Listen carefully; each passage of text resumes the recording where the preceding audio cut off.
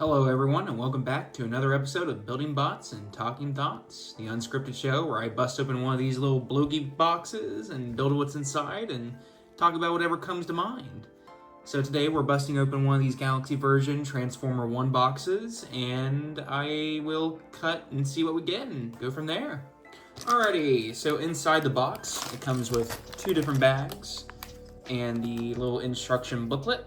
This bag usually just contains the hands and stand. This will be our actual bot. So let me just snip this open here. Yeah, a little snip.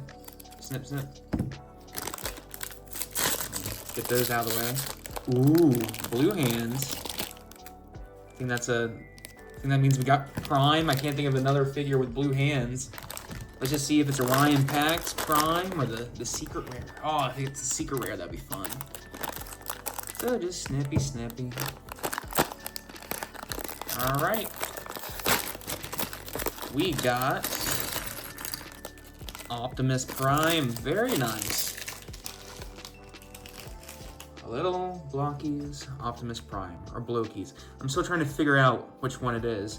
And by golly, I think,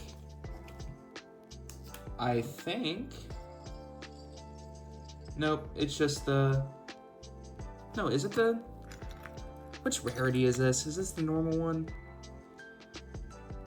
We'll figure it out. Nope, it's definitely the normal Prime. There's his little character block, Optimus Prime. I love these little things, very cute. Little QR code on the back. Very cute, nice, love it.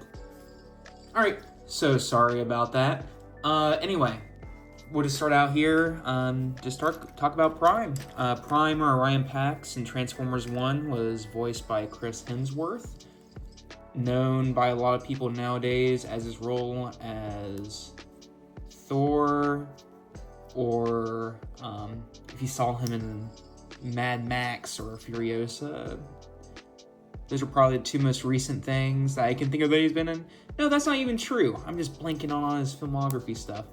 Either way, when I first saw his announcement for casting, it was a bit odd.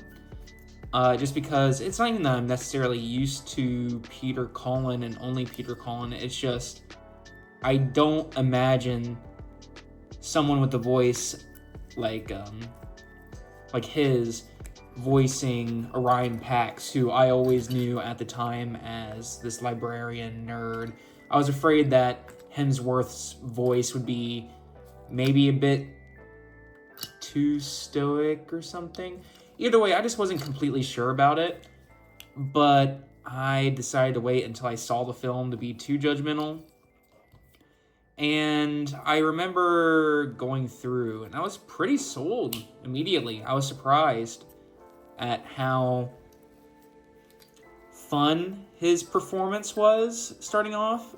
His introduction in the film is very chaotic, and it's just it's a fun, I don't want to say cliche, but it definitely, I guess it is kind of cliche at this point. Either way, it was a fun little introductory sequence, and as it goes along, it just really clicks more, and him working off D16 and, Brian Tyree Howard,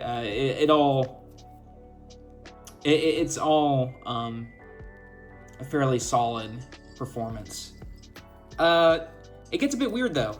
Near the end, when he actually gets the matrix of leadership, he starts doing what appears to be, or what sounds like, an impression of Peter Cullen, which is odd to me. It was an odd choice to have him start imitating Cullen, which I don't think he did a bad imitation. I just would have honestly probably preferred just have his regular voice at that point.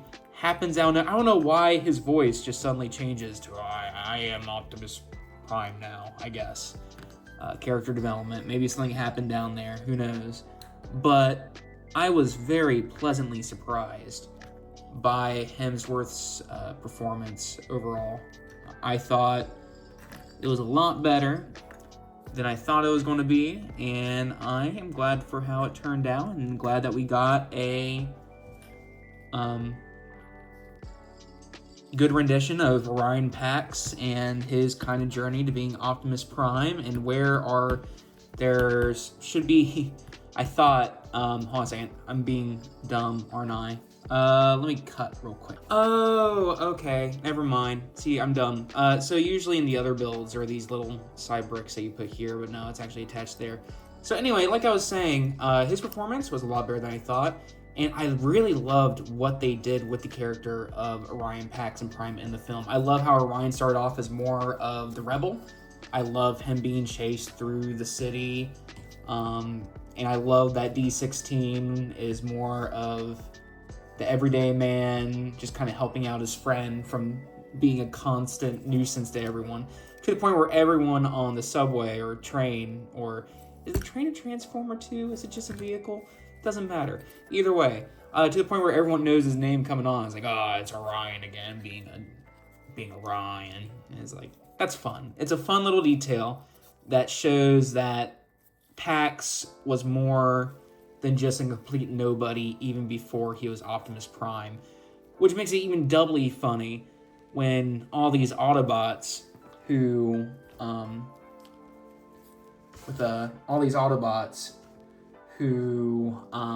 saw this delinquent and were commenting are now fighting under him in this giant all-out war, or what would eventually become a war.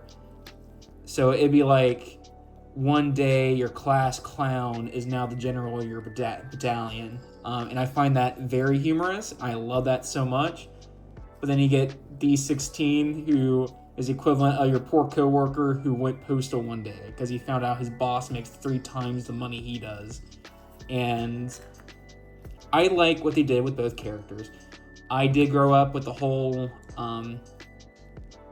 one's a librarian, one is usually either a gladiator or some variation of a worker or a miner. I guess he was a miner for a while. It just really depends on what continuity you look at. But for me, it was always gladiator and librarian, or just, yeah, I guess.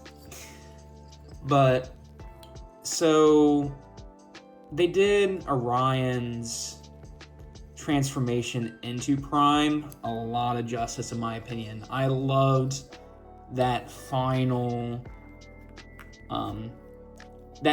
goodbye, I guess, between D16 and Orion, that final rift. And I love how both of them become who they are simultaneously in the film, and I love how each of them gain a complete new name, how they both rise and fall at the same time in this own way. It's oddly poetic for what I thought was going to be a joke movie, because those trailers did not do it justice at all. I'm still upset about that, and I will always be upset about that, because what we got is honestly kind of what I wanted. Maybe a little bit less comedy, maybe, but like, why would I ask for that? It's still a family film. I don't need Saving Private Bumblebee or anything. I don't need that dark yet. I would like it sometime, but this was a good blend. It was a good blend between comedy, action, and the kind of, I guess I want to say, politics of the world. It was nice kind of seeing how this world really worked. It kind of lets it sit for a moment, and how you see like the ways even the race plays into the society as a distraction, and how it kind of keeps them preoccupied and awaiting that glorious day they get a cog just so they can perform for the cogless. There's a lot there, I think, whether intentional or not, I love. And after getting so many films like the Bayverse films, which are fun action pieces, but always left me wanting in terms of lore and character interactions, it was just so nice to finally get a bit more heart out of that. And I feel like they all did an amazing job for what they did. Aside from that, again, it really sucks that we're not going to get a sequel to Transformers 1. But also, I gotta say, I don't know if Hemsworth could have kept up that impression the entire time for 1 or 2 more movies. I'm assuming it was going to be a trilogy if it took off. That's what makes sense to me. And again, it's still such a shame we're not getting it. Could have gone for some battles. Maybe see Prime's and Alita's relationship grow. And I'm sad we didn't get to see that. Whenever Alita's on screen in other media or in other continuities, it's always fun to see. I remember, I guess it would have been Transformers Animated. I actually can't remember. It's been a hot minute. But I loved seeing Prime have a character that they cared for in that way. And I don't know if they were just going to completely gloss over that or not, just because she seemed, there was a lot more hostility there, I guess, but not that could have been fixed in the sequel. So I'm sure they were probably going to set it up or something. Maybe they were going to make her be like something with Arachnid versus her, and maybe she becomes Black Arachnid, or I don't know. There's so many dumb things. But yeah. So ultimately, a great version of Pax and Prime that I love very much, and I gotta be careful here because I may end up doing something wrong here. No, that's on the back. Okay, that's fine. Perfect. And then, of course, outside that, Prime is just one of the all-time great characters, in my opinion. In almost any continuity, almost. I wouldn't say he's my favorite Transformer, but he's definitely one of my favorite fictional characters. And let's see how the head works here, because getting Ironhide's head on was a bit more of a chore than it needed to be. So I'm really hoping this doesn't have an issue here. Okay, all right, never mind. I see what's going on here. Because this goes here. Little blue connector. Yeah. Blue connector, blue face. I think that goes over the hole right there. Which this is much better.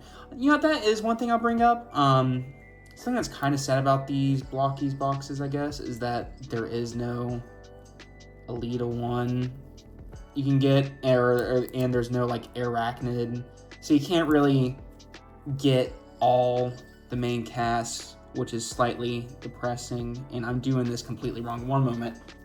All right, never mind. I think I was doing it right. I was just being a little dumb. All right, so we're going to take these two parts and we are going to just focus. And just kind of sandwich them together like so. They come into place. There we go. And let's take a quick look at that head sculpt there, shall we? We should get some just light. Oh, we get some nice blue eyes, some nice molded detail. I love it so much. All right, so we're gonna click that on there, and we should be finishing up here. So I guess last little thoughts is that Transformers 1 was a great movie. I loved Hemsworth's depiction of Pax.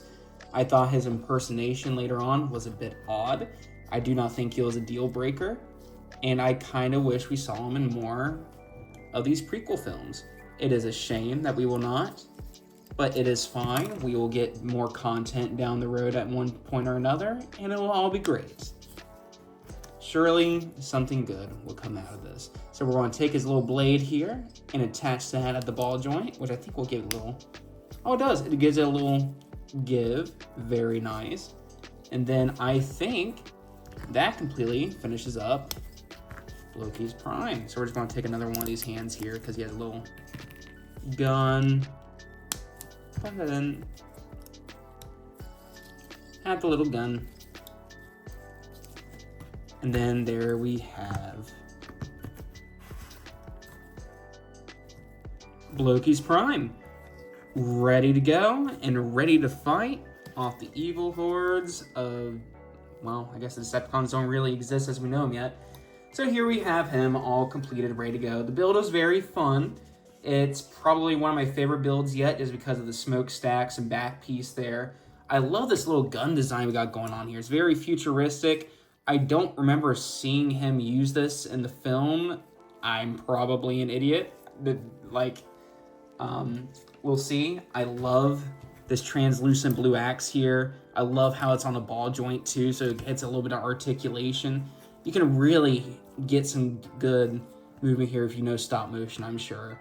There's a lot of good movement opportunities. So here we have him transformed, or not transformed, built, ready for battle. And here he is for comparisons next to D16 Cog and Ironhide. And sure, here's my modified Mixmaster, because why not? He's part of the brand at this point, right? And here he is in front of Ryan Pack's Optimus Prime. I just picked up this figure from Walmart since it was on clearance. I'll probably do a video on it at some point. So yeah, well, thank you very much all for joining another episode of Building Bots and Talking Thoughts. I'm sorry this one got a bit more rambly than usual, but regardless, thank you all for tuning in. Feel free to leave a comment, like, or subscribe, and I will talk to you all later. Have a good day. See ya.